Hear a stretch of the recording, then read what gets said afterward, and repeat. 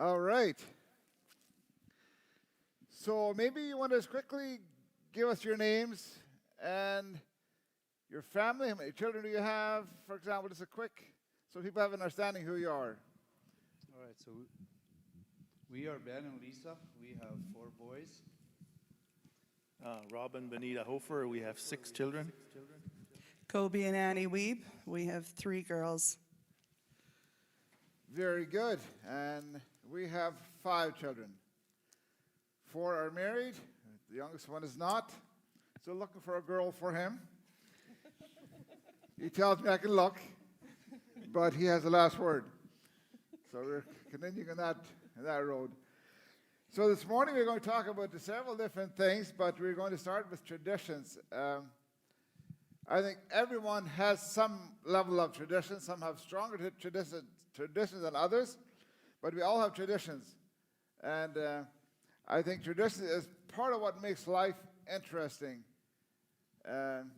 It's interesting to hear totally different cultures and their traditions and what is normal to them, right? And so I would like to start our discussion this morning by asking the question, what were some family traditions in your history growing up? As a child, as far back as you can remember, give us some family traditions that you can remember way back. Well, I have some very interesting traditions, or I can think of way back as young as I was. And one of them, for Christmas, we were kind of a larger family at home, and so we would put a bowl, the biggest bowl we could find. Every child from the oldest to the youngest would put a big bowl on the table, and Santa would bring whatever he would bring and put it in that bowl. And the idea of Santa was thrown around, although we knew better. We had learned that it was not Santa. Santa wasn't, that was just a story. But somehow, Grandma would always ask us, so what did Santa bring you? And we knew, it says, well, Santa didn't bring us anything, but my parents gave me whatever we said. And so the big bowl, that was a big deal on Christmas Eve before we go to bed. That was like exciting, and we were just almost vibrating out of excitement. We would find the biggest bowl, and of course the oldest child got the biggest one because he could choose first. And so we would put the big bowl in there. We could hardly wait to get up and with excitement, right? And we were not allowed to go and look until the next morning. And before we go and look, we would have to come to my parents' bedroom, and we would have to recite a poem that we had learned the previous weeks ahead. And so we had to recite the poem to my parents, and then we were allowed to go and take a look. So when you recited the poem, were you there by yourself, or were all your siblings there with you? We were all together. And so that started, that was my earliest memory as far as, we all children, we would stand at the foot of the bed, we'd recite the poem, either all together or one by one, whatever we had learned, and then that was first. Okay, very good. And these bowls, they were big bowls, like? Yeah, they were. Well, the biggest, like some would have, like they would be about 2 feet in diameter, okay. And then some were smaller, of course. But youngest child, that was just a small one. Okay. There was 11 in the family, so. Oh, there were 11 siblings. We were 11. Well, not all. But by the time I was there, some of the older ones were married already, so they weren't quite there. So, but 7, I know 7. We were. We're at home together. At home together, yes. Oh, very nice. Okay, who else would like to share? Well, I would have to agree with the very similar tradition with the bowls. I'm also raised in Mexico, so most of my memories are from Mexico growing up, because I was 17 when we moved here to Canada.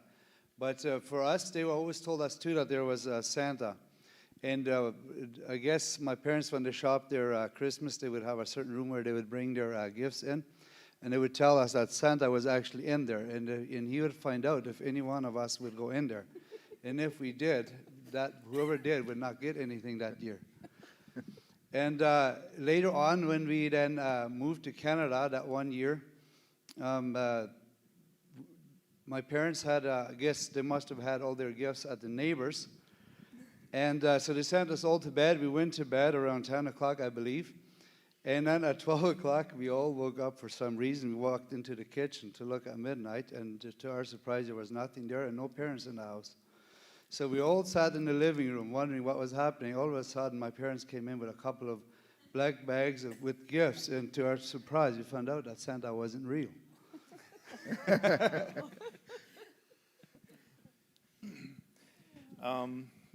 Well, both of us grew up in a Hutterite colony, and for me, some of the fondest memories as a child, I guess, in the colony was the Christmas concert that we put on in school. We practiced for weeks. It was a very big deal. I remember being so nervous and so excited, and just all of that went on. There was food, there was decorations, and we invited the whole community, and then even guests from outside the community would come, and it was a very, very big deal for the children to be part of that and to say your lines that you'd practiced for weeks. And yeah, very exciting. And we usually had a Santa there and gifts. I think that was our main gift there, so that was a big deal. The concert was a big deal. And So it was bigger than your home Christmas gathering. almost. The home Christmas gathering was good too, but it was more subdued. I don't know what it was about the concert, but that's when the whole big family got together. And So would you eat at that concert too, or? yes, that was a big part of it too. The dainties and the food after. So Okay. that was our experience. We did plays and poems and skits. We're not very good actors, though, but we try. Yeah. I also come from the all-colony background, so we as well did the bowls and stuff. So I agree with Kobe. We all try to get the biggest bowl. But if we didn't, you know what? The smaller the bowl, it looked like you had more. So it was like, oh, the bigger ones didn't have as much as we did. So, my fondest memories were going to Mexico every year to visit my grandparents and be with cousins you didn't see for a whole year again. And yeah, I think that was my biggest thing. So you lived in Ontario, and then you'd go to Yeah, we to went Mexico to them for every. Christmas. Yeah. Oh, actually, my parents actually spoiled the Santa thing for me too. One year, we girls had our bedroom right across from the hallway door, and so one Christmas we girls were up still when my parents went downstairs, like at 3 a.m, and so all of a sudden we saw, the big black garbage bag going downstairs. So yeah, we knew that Santa was not quite real, but which we probably knew anyways. But Okay. yeah, so those are some of our traditions. Very nice. I was born in Belize, Central America, and so for me, if I look back at Christmas, what I remember most was going to my grandma and grandpa's house. Both of my dad and my mom came from large families, so it was always a big gathering, lots of cousins, and one thing I remember, now that's really not pertaining to Christmas specifically, but I remember the family was so large, and so when it was time to eat, the dads would always get to eat first. And of course, we kids had to play, and yet we were so hungry, we would come and sneak around like, okay, are you done already? But we knew that when the dads were done, then the moms would come and sit down at their husbands' places, and they didn't ever wash their plates again. Like, the moms would eat out of the same plates their husbands had eaten out of. And then finally, when it was our kids' turn, then of course one of us would get to use that same plate. But they were always nicely cleaned with, I think, buns were used to clean up their plates. Anyway, but Christmases was a big deal. And especially from my mom's side, I remember a few of the treats that my grandma always made, and one of them was a marshmallow. She always made her own marshmallow, and they were cut into squares and then rolled in cornflakes, crushed cornflakes. oh, they were the best. Another thing she always made was peanut brittle. Again, she made it from scratch, and then a chocolate fudge. So those were, and then of course tons and tons of cookies. So I remember that specifically, but when it was gift time, how precious that was, because me and my age cousins would get the same thing, and I don't know if we ever got to play with it there at Grandma and Grandpa's house or not, but those are some of my very fondest memories of back when I was really young. So when you're talking about the food, was it on your mother's side or your dad's side? That I specifically remember from my mother's side. Okay, because Yeah. my mom has actually made those same three items too, Yeah. similar to what you're describing. Yeah, I think that was kind of the grandma's heritage, probably from her parents already as well. See, for me, it's again about growing up as a child in Belize. We were cousins, so we went to the same grandparents. And for us, that was we were looking forward to that day for the whole year. That was all the cousins. There were how many siblings in our parents? I think 11 or 12. 11. I think they were all there at the time, right? And they all had families, and boy, that was a big deal, very big deal. I can still remember, just couldn't hardly sleep the night before. We were going to go to grandparents, and the one thing that I also remember, several of you mentioned it, we had to say poems. And so Grandma and Grandpa would sit there, and all the children would have to come and stand in front of them and recite a poem. And then we get a little paper bag with some peanuts and candies in it. But we first had to say the poem. And so as you got older, you had very long poems. Like you would have poems that would fill a couple pages that we would have been taught from school. So we would literally have, the longest poem could have 70 paragraphs, I think, like a long one. And the younger ones had a short one. But that was a big deal. And so Grandma and Grandpa would look at us and we would say it, and a little bit louder, as I always said, because it was a bit quiet. And we would try to be a bit louder, but it was kind of embarrassing. Everybody was looking, and so we got a little bag, and then we went to our seat, and the next one could go. And I remember as I got a bit older, I was 13 when we moved to Canada. And so at the age of 13, I thought I was a bit of a big boy. I didn't need to say a long poem. But I still, at school, that was my last year of school in Belize, so I still had a long poem. And so I still remember that very, very clearly. Anything more you want to say about foods and what type of food did you have growing up? Do you remember anything specifically about food? Yeah, it was like this vegetable soup, like we would call it restaurante, and then these sandwiches, which were lonches, and these chocolate cones, like the chocolate-filled cones, and these marshmallow top cookies with crayon. Okay. Yeah, those were our favorite. Okay. I know that one of my grandparents, my grandma would make these ginger snaps or molasses cookies. They were big and very thin. We had to dip them in coffee, and they were there every year, and they were the best. And even today, if I could just have them, I would love them. For us in the colony, the big Christmas meal was goose, a roast goose, like same as a turkey, but goose. Still love it today. I think it's an acquired taste, but it's very much a favorite of mine. Yeah, mine was very similar to Lisa's tradition, same food. The only one we had was one that I don't know if they have it here. I've never had it in Canada, called Fleischkäse. Oh, yes, and I absolutely love that, and I miss eating it. It's been good 24 years since I had it last. If I knew how to make it, I would make it. So that was homemade? Yeah. Yes, it was. Yeah, my grandparents would have that every year. Just Christmas? Yeah. So what is that?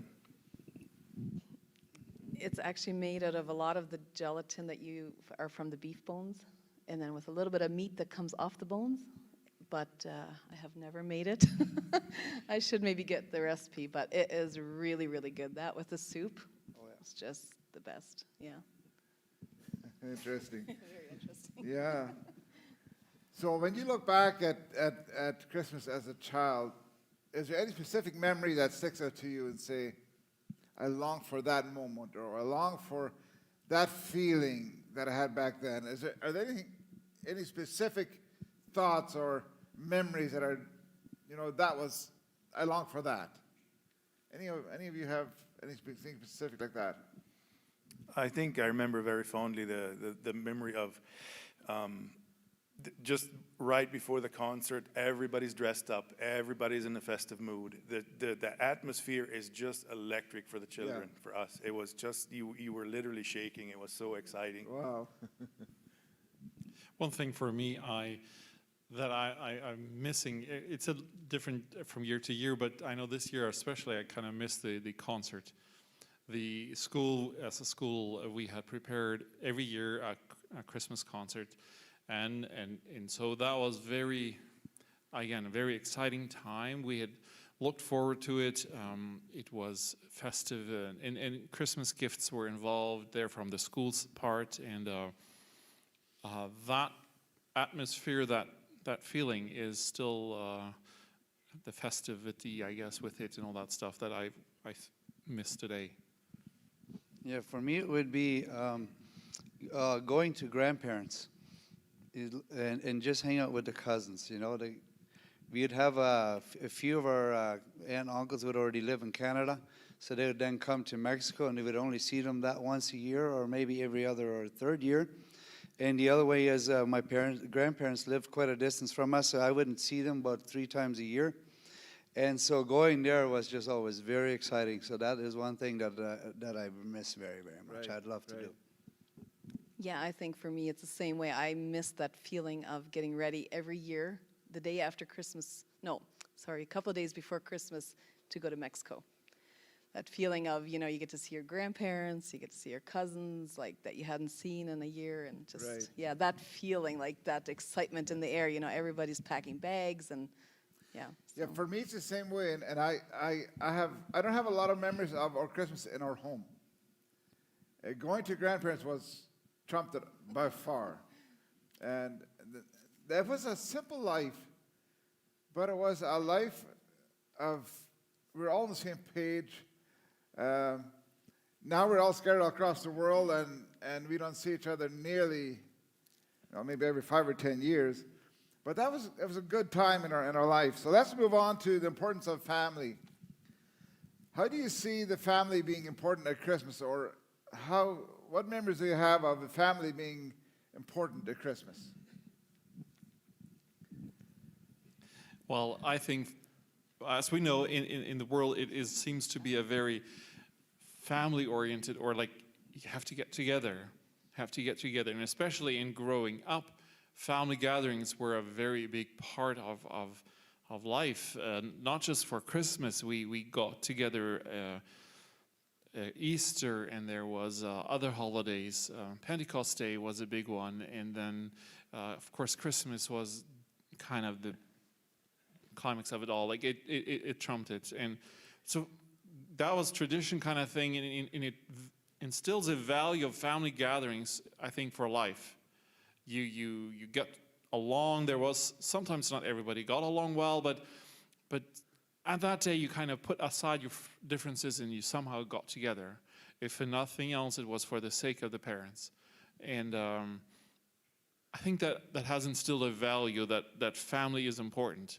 To me, I know for myself right now, and because of it's becoming a value for me, we are instilling it in our children, right, that dinner times, that family gatherings, or our children are not married at this point, so it's a little different dynamics, but the idea that that value is being passed on, and I think because we got together at a young age, and that was shown to us, what was an example, it's just a value that gets instilled in you, and you carry that forward.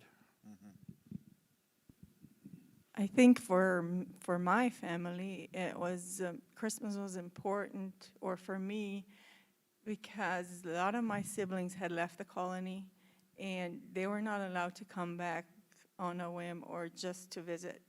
There were certain times they were allowed to come, and Christmas was one of those times. So, and because we waited for them to come back. They were not allowed to come during the religious holiday, so we had to wait till the 27th. Everybody else was celebrating the 24th, the 25th, but our family didn't celebrate till the 27th. And it was very important, even though maybe the children and the parents didn't see eye to eye, but that was the time of year that they would come together and celebrate. So you're talking about your parents' home. Yes. This was not the colony, this was your parents' home. This was my, yeah. So that was very special. It was very special, even like, maybe my dad was a bit hard on them because he was the minister. I don't know, but that definitely was different than other families Right. because of that. Wow. And that's why I really want to make whatever my children decide, I will love them. Yeah. Whatever, they're always welcome. Wow. That's good. Yeah, I really enjoyed the part that in our culture we had, we celebrated all 3 holidays, like Christmas Day, Boxing Day, and the day after. So all 3 days were filled with family gatherings. Okay. One on each side, and then whoever else wanted to come on the 3rd day, we could, all hang out. So that was always very special to me. Like, it was a lot of family, get-togethers, and Right. so. I think for me, the gatherings at grandparents with all the uncles and aunts did something for me. To this day, I love to be with my uncles and aunts. And I find a lot of people who don't have that connection with their uncles and aunts.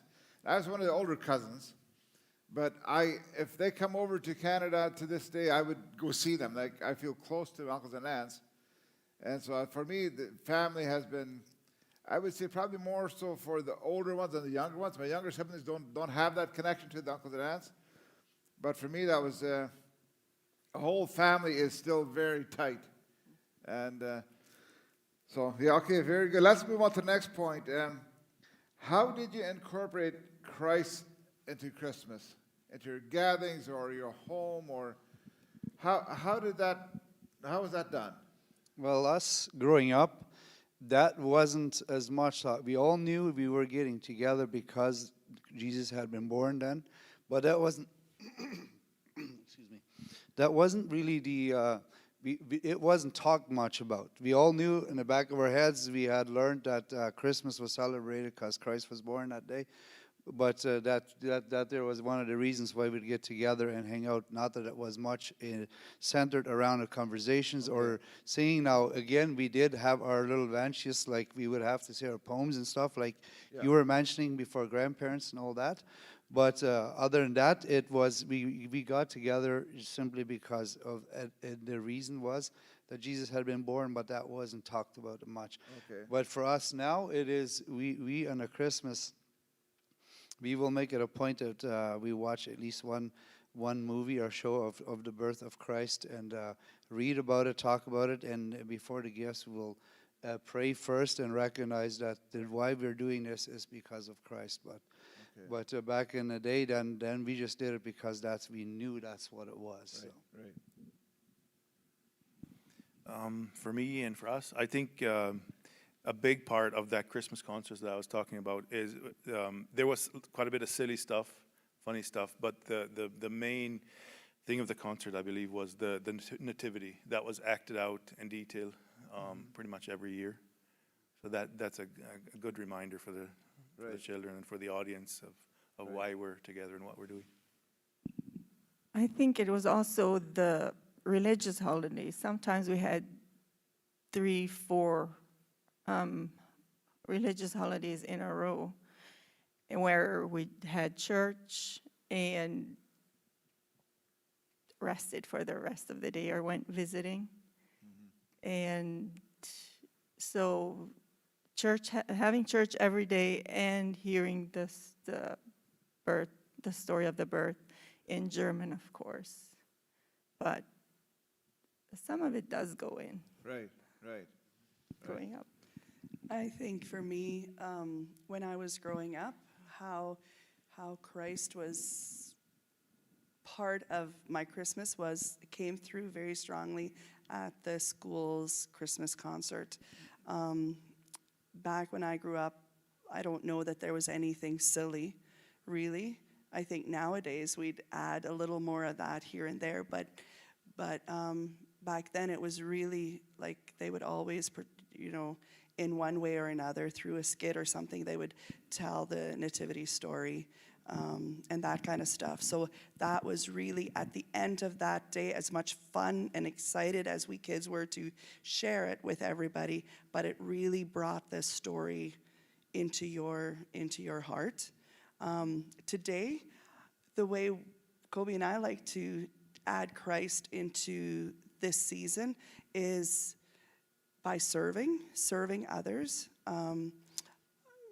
giving, maybe cooking a meal for somebody, or putting together gifts. I know what we specifically did this year.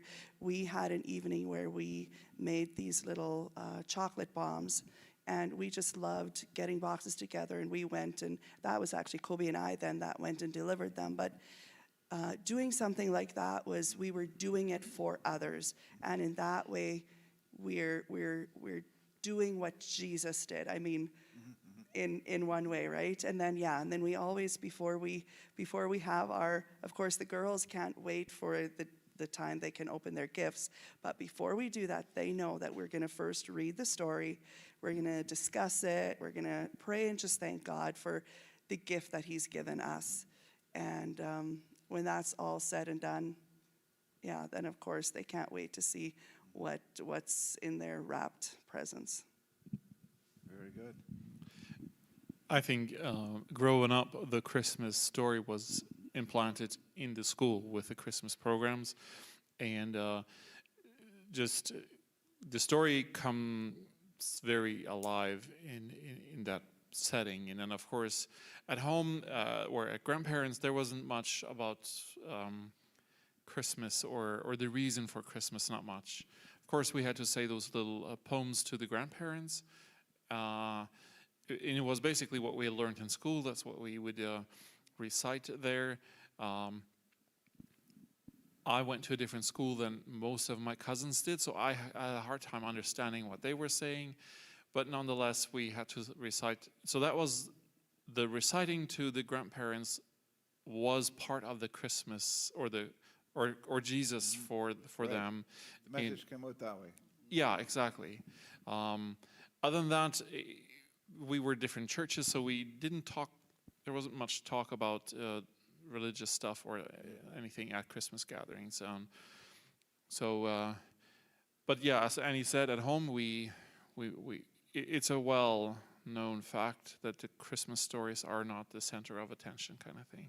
Although we all love him, and so on. Yeah, I don't remember my grandpa on my mom's side was very quiet. I don't remember him saying anything ever, but he must have. But he just was very quiet. I don't remember him ever saying anything about Christ's birth. He must have, but I don't remember. But the poems were all directed towards that as well. And on my dad's side, growing up, he would always read the Christmas story as well. And so, just in closing, are there any specific gifts that you remember as a child that you were very special? Well, for me, there's a few, but one of them was my grade 1 school gift. Was a little car, and it had wheels that turned, and the doors could open, and the hood could open. That was like the best gift, and we were not even allowed to play much with it because it was just too precious. And just the other day, I was wondering if that is still sitting at my mom's place somewhere. Okay. That was one of that. Yeah, that was. You put that in a china cabinet kind of thing. That was Yeah, very, very yeah. precious. Right. When I was 9, I got a doll, like it was like one of those big dolls that opened the eyes, so it was just so precious to me. I actually played dolls till I was 12, so I just thought it was like I could be a real mom, basically. Do you still have the doll? I still do, yeah. Oh, wow. Yeah. When I'm guessing maybe 10, my parents gave me a tool set. It was in a wooden box, like a wooden toolbox with woodworking tools in it, all nicely laid out. And I treasured that thing for years, and actually it was of such quality that when I kind of outgrew it, it was for a child, but it was actually authentic, or you could do woodworking, like smaller projects, like a planer or whatever Right. those things are called, and saws and whatever else. And actually, it never wore out, so my mom actually, I think she re-gifted it to some child years later. It Oh, was wow. packaged again and re-gifted. Oh, That wow. was a treasure for me. That's nice. Yeah, for me, I don't know if I have a particular gift that I remember, but I know but one of the only times in the year that we would get a gift. Like my parents didn't have a whole lot growing up, but that's the one time in the year where they did go all out, and they I don't know how they did it, but I know they were always very good gifts, and that is what is fun, a very fond memory. I loved it. That's nice. So for me, the gift that I remember the most is this tractor. I got this tractor when I was about 10 years old. And I was kind of growing out of the playing stage. This is not the first one they gave me. They gave me others before. They're all worn out. But this one I kept. And I never played with it. It was a special one. So I brought it to Canada. This is going back quite a few years. This is in the 70s.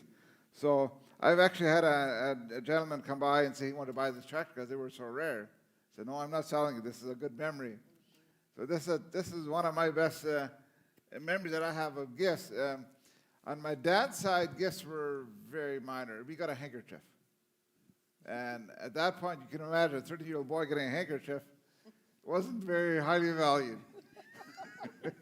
we did good if we brought it home. And so it wasn't a big deal. But all the team comes up, just a few closing thoughts. I think we have a tendency, having grown up in church all our lives, having been exposed to Christ all our lives since we were babies, the story tends to become almost so normal that we don't even think about it. And but I'd like to remind us of Isaiah 9, verse 6. This is talking about where he was born, and it says, his name will be called Wonderful, Counselor, Mighty God, Everlasting Father, and Prince of Peace. That is a big deal. That is a very big deal. And I hope we can all look at Jesus today and say, he's wonderful to me. He is the Prince of Peace. I have peace in my heart today. Because that's what he came for, right? And, he's a mighty God. When we have decisions to make, we can pray and we get a sense of what he's telling us. Some people hear him clearly. Some people it's just a sense. Some see a picture of Jesus when they ask a question. We need to value that very highly. And so even though we experience Christ every single day, I guess for me, the birth was just something that needed to happen to get to where we are now. So some people focus more on the birth being the big deal. And for me, it's a little more difficult to picture, to just picture the birth. For me, it's what I'm experiencing today. And so thank you so much for sharing. It was interesting. We could have gone on for a while yet. And so a lot of good memories and a lot of good things that we can remember thinking back. And I'm very fondly thinking of these memories that we've talked about. We'll never forget them. So thank you for sharing.